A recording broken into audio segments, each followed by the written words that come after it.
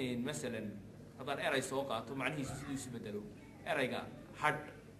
أنا أقول حنا هذا HATH أو هاد مكان شارع ونقرأ هو سيس كقفة هذه لكن في أقرمه هرب أنا أقول حنا أقاضنا يا لهجة كو هذا أنا نقول يصير عيل بيخوتي الليك أو كله مركا واحد يسبدل معناه إيريجا هذه يعني قاعد يصير نبتهاي لو قريب waxaad doontaa in afkii unity la isu kala garto barashadii iyo educationkii sheekada waa inay la socotaa marka la qoraal la samaynayo dabadna qoraalkaas ayaa macnihii eraygan haddii aan anigoo ka hadlaya baadiyahan tagay oo meel roob ku daay oo biyo fadhiyaan maxaa la yidhahdaa aan ka hadlayo ayaa waxaan fadhiistay har marka qofku anigu aragtidaydii markuu saa sheekadii usoo wado har ma fadhiisan karo fadhiisan karaa har laakiin hadduu har fadhiistay wuxuu noqonaysaa nin leeg biyaa dhex fadhiistay ayuu aniga aragtidaydii noqonaya oo sidaan ugu fahmay markaas shey iskhilaafin sheekadaadii iyo qoraalkaagii oo aanay higaadoo bedelantay darteed isu khilaafin buuggan waxa la yidhaahdaa roge ayaa la yidhaha waxaa qoray nin la yidhahda cabdillaahi cawad cige oo degan waddankan ingiriiska magaalada liverpool buuggan maxaad u dooratay buuggan waa qoraaga aan ugu jecelahay buugaagta uu qorayna aan aad iyo aad u akhriyey buuggan hadiyad baa la ii siiyey inaan soo akhriyo weli maan bilaabin laakiin tii af soomaaligiisa hal bayjoon eegay aad ayuu u qurux badan yahay kollayba sheekadani weli way ii dihiintii waxba kamaan akhriyo waxbana kama odhan kara ilaa aan akhriyo laakiin tii waa qoraaga aan ugu jecelahay qoraayada waa nin abwaana oo suugaan leh waa nin af soomaali fiican oo reer magaala waa nin maxaa la yidhahdaa marka uu qorayo qoraalkiisu uu yahay hadalka caadiga ah ee magaalada lagaga hadlo oo soo qaata hadallada weliba dadka ka qosliya ee xasuusiya taariikho iyo xilli masalan haddaan dib ugu noqdo af soomaaligii lagu hadli jiray sideetamaadkii wax badan baa iska bedelay markii la yimid sagaashanaadkii af soomaaligii toddobaatanadii lagu hadli jiray kii sideetanaadkii lagu hadli jiray iyo kii sagaashanaadkii lagu hadlayay intuba way kala duwan yihiin waa soomaali kala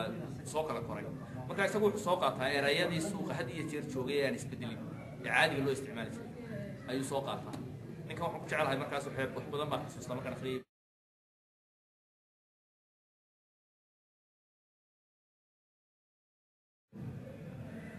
هذا يسوق هاي الشيء تما ضحيت مقعة إيو يقبله هالطريق حولها بقول. بسم الله الرحمن الرحيم مقعة يقول حلي عاشة لول محمود يوسف أي ليلة هذا. ما واحد كنت هاي مقالة لندن من سوحة كنت من مالك قبل. ما واحد دقنا هاي مقالة لندن لنا عبرقة لندن يندقنا إيس لندن. أن هدي أو حاول يجيب بوجاكتن صومالي ضايع قرطة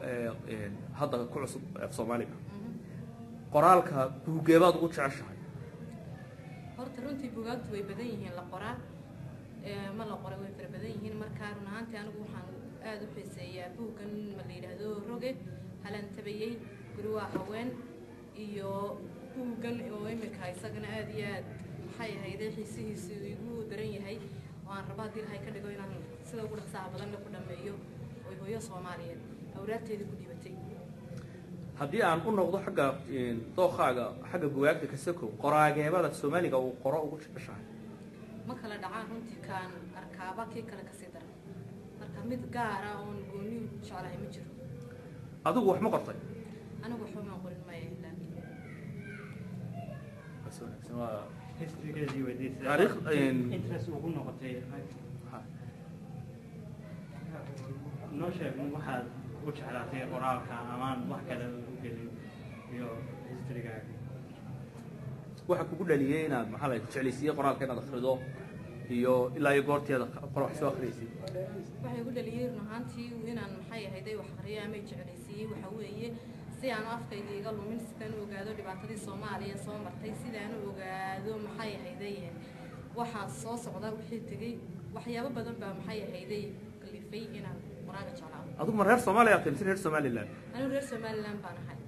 marka waxa hay'adaha Somaliland ma kay sax weey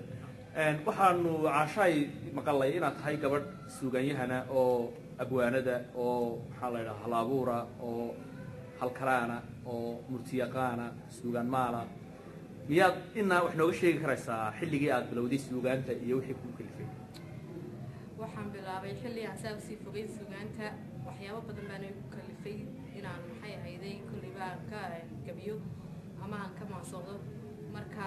wax gaar ah oo aan ku taabanayaa ma jirto runtii fikrado waxaas ay u kalifay laakiin kolley dayac fara badan oo ii muuqday bay u kalifay suugaanyahan kasta oo Soomaaliya oo ku gabiya afka Soomaaliga wuxuu leeyahay qof uu leeyahay suugaan wadaag ma jira adigu qof aad leedahay suugaan wadaag oo aad suugaan wadaagta ma jiro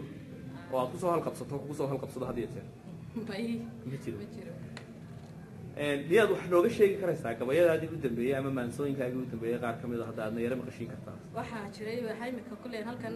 shirkan aynu isugu nimi daafurka buugaagta aynu isugu nimi aan ka akhriyay gabay iyo maanso marka gabay maanso ayaan idin marinayaa imika maxay ahayday aan hadda gacanteeda ku jirta ayaan rabaa inaan maxay ahayday gaan idin marin doonaa insha allah maasadaasoo ka hadlaysa suxufiga wariyayaasha ama journalistika dadka loo yaqaano ee gaar ahaan reer Soomaaliya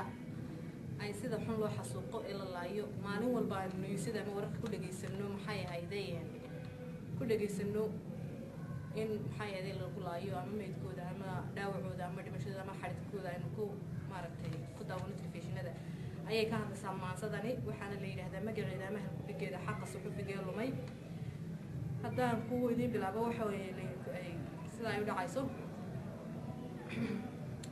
xaqa suxufiga ee lumay xabaalaha kan lagu guray suuqan la dabar jaray xabsiyaday ka buuxaan xorriyadan la siinayn xeerkeebay ku taallaa suxufiga in lagu xidho xabsiyada dambiilaha xabad lagu dilaacsho xaquuqdood la duudsiyo xabdhowraan la siinayn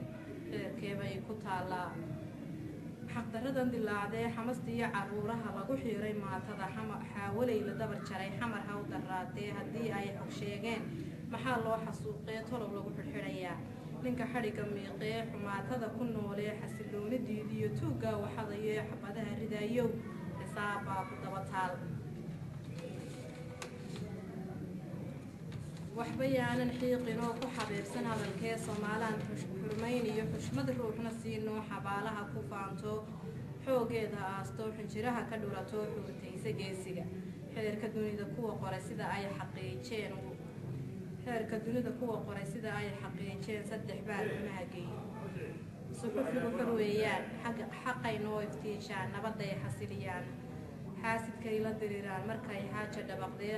xarbi la isku qaadee rasaas xaamidhacayso xiinka roob la moodaa xa kastaba ka yeedhee meydku waxad dhaafee xisaabeelo dhaawacu naftu xana fareertee xusul duubto oradkee xamil joogi weydana iyaga isku xooro xayndaabka jiiro warka soo xaqiijo xuduud ma laha celiso xadku waa u furan yahay magayaan xumaato suxufigu xor weeyaan fanaan xiisa badan oo xarakeeyo luuqdo